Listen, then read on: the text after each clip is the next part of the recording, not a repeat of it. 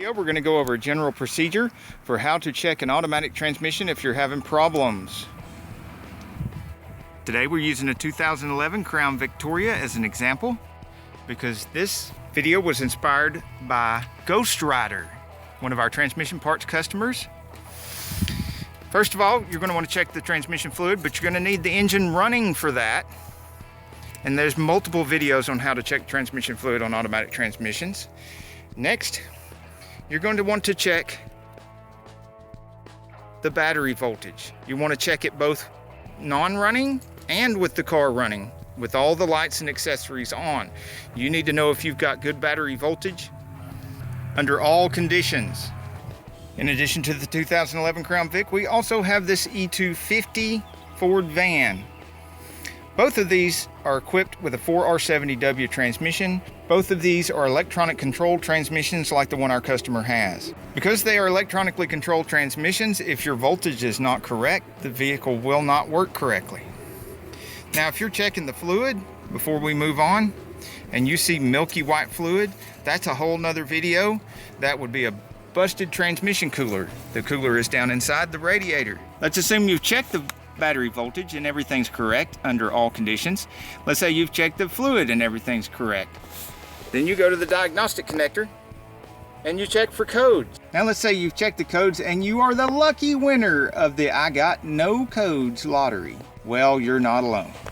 Now where to go next was a hotly debated topic and differs from a lot of different mechanics. I like to check the wiring and stuff first. Look for damage, look for chew marks from rodents like squirrels and things. There are quite a few wires and wiring connectors. Luckily here on this van, which is why we're using it as an example, you can see the wires. You can see the wiring harness. You can see how many there are that go down to the transmission, from the transmission to the computer to the electronics on the engine. And there are many places, especially in a car, especially right here around the bell housing area, that can rub and be damaged.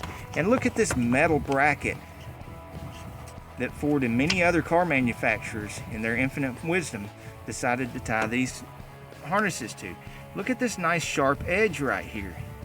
And this piece of harness goes right here and is right up against this nice sharp edge. Now, luckily, this one is easy to get to and inspect. And you can see that these parts of the wiring harness do not touch the bracket. They're in good shape. But this part does. And if you're having a problem, you'll certainly want to check there. Right here, where this touches the case and lays on the case. Sometimes, especially at highway speeds, the case gets really hot. This looks like it's in really good shape under here. You hear that crackling? That is from heat damage. It doesn't have a lot, because it doesn't have a lot of crackling, but if you've been in the wiring harness around and it's been laying against the case like that, and you hear crackling and little pieces and bits of plastic start falling off, that's a lot of heat damage. And there are a lot of sensors like this MLPS, TPS switch on top of the engine, speed sensors that can go bad without setting a code. Most of the time they will set a code, but they can go bad without setting a code. Ask me how I know. Here's one of the speed sensors I mentioned. Now here's one of the other hotly debated topics. Swapping out things like sensors in the dealerships that I worked in some of the repair manuals, there are mentioned during diagnostic procedures known good parts in reference to swapping something out to see if it fixes the problem. They also mention things like tap test at GM when I worked there. That's where you take the butt of a screwdriver or something and tap on the electronic components to see if it makes a difference. So those who get all high and mighty and self-righteous and down people that do these kind of things as shortcuts to diagnostic, yeah, it may not be the most impressive way to do things, but if it gets the job done. And just about every technician that I've ever worked with or worked for me at my shop has a toolbox with some known good parts to swap out in case they have problems, to see if it fixes something.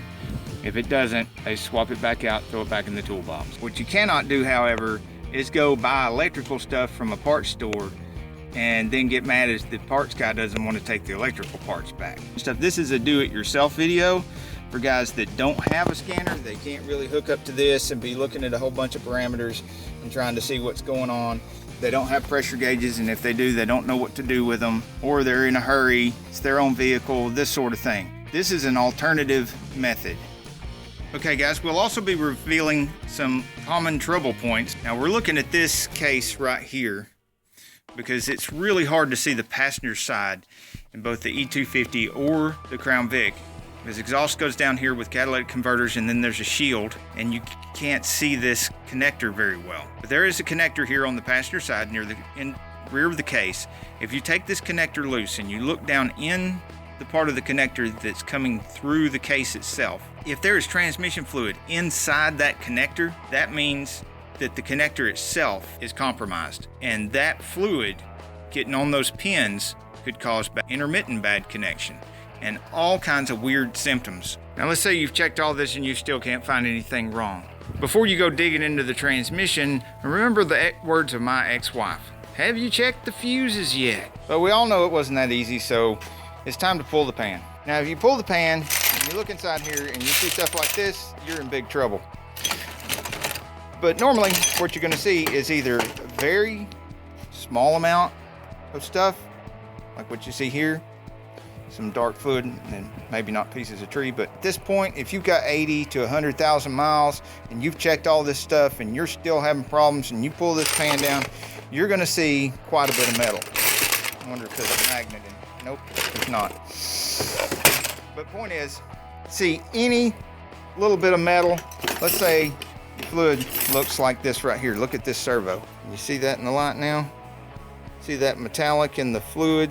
If any of your fluid looks like that, you've got an internal problem. Now, if it doesn't, there's a couple other things you can look for in here. Okay, these servo holes. These right here usually don't give any problem. But in here, sometimes this piston will be broke. Sometimes in here, the spring will be broke. And it can cut up the bore where the servo piston moves. When you get the servos out, the servo boys should look really good like this or this. Now if you got this far and you've got metal in the pan and you know there's an internal problem, you should probably just take it to a transmission or just buy you a transmission and swap it out. But this is an exploded view of what's inside the transmission in case you decide to try to go further.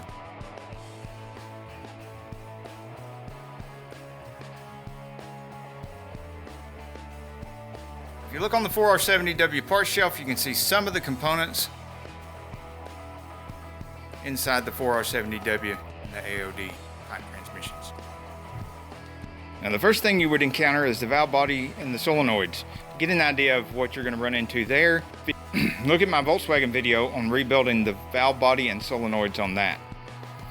Now on these Fords and a lot of others, you won't be able to do the things to the solenoids I do on that Volkswagen, but you do get kind of an idea of how important they are.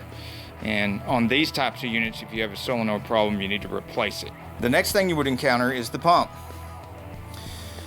Now here you can see that a lot of people will blame things on the pump right away. A lot of inexperienced mechanics, people that's not done anything with transmissions. Oh, well, maybe the pump's bad, maybe the pump's bad. That's not likely. You can see, unless you have a vane type pump, these pumps are pretty simple. Just a couple of gears. The gears come out of here. And unless it's chewed up right here or here, down in here, this bushing right here I always replace, whether it's good or not. But unless it's really bad and eat up, it's not going to eat up these pump gears. That is not likely your problem, and even if it is, you've already got the transmission out at that point, so you're going to be rebuilding it anyway. In the back of the pump, there is a stator. Looks like this. Now these stators, if you have the bushing bad here, you can allow this, well, I'll show you.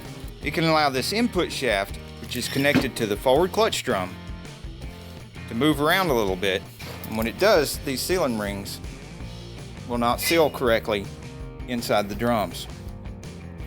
And as a matter of fact, they can damage both the stator and the drum to the point where it has to be replaced. And these are considered hard parts, and that's where you start getting into a lot of money. If something like that occurs, you will have burnt clutches in here. And you could have problems with both forward and reverse in all gears, because these clutches are on anytime you're moving forward or reverse. Now, to keep this from being 2 or 3 hours long, we're going to skip to the back for the output rods, and you have these sealing rings here. This is an AOD. It would only have 3 rings if it was 4R70W, but they're made the same. Right in here where the rings ride, where the rings go, if the rings have grooved the case and the case is no good, you'll have to replace the case. There is a case saver tool that I have that you can affix here, and you can cut this out and put a sleeve in here, but it's really honestly not worth all the time and trouble. If you disagree with me, I have one of those tools I'll sell you. Now, one of the things that this destroys, is another common problem with these, is the third gear clutches, which are down in here, hidden in the internal ring gear for the Ravenel Planet set. I'll show you one of those drums taken out. This is what's hidden in there, the third gear clutch drum. Now, there are more sealing rings that go up in here, and they're bad about failing too. And so you need to look for grooves in here to see if the drum's any good. This, you can see the clutches are very, very burnt. You can see a big gap between the top plate and the snap ring. And you can see that everything's black and burnt. That's pretty typical. Now, everything before I mentioned the pan is pretty general and can be applied to just about any American car you're checking out. Anything after the pan is pretty specific to the 4R70Ws and AODs and the come out of the Fords. And I definitely did not cover everything, because that would take hours and hours and hours, but this should give you a pretty good idea of some things to check, where to check, and what to check. I hope this not only helps you and you got some value out of it, but if you've got some other things that you normally check that are common problems that you think that will help people watching this video, please put them in the comments. If you have some stories about some specific transmission problems you had and you actually fixed it, so you know for certain what the fix is, not, somebody told you that this was that and this fixed it, but something you yourself have actually fixed, then please put that in the comments. Maybe that can help some people too. Till the next video, get off the couch and get dirty. Okay guys, before you go, just one word of caution. Anything you want to do that you see in my videos or hear in my videos, do at your own risk. You could make things worse, or you could end up burnt, bruised, or bleeding. After doing thousands, possibly tens of thousands of cars and passing over 50 certification tests, I mess things up, and I still get burnt, bruised, or bleeding. Heck, you can even wake up in the hospital one day, or not wake up at all. So be careful, and remember, the most careful and painless way to fix your car is to pay somebody else to do it.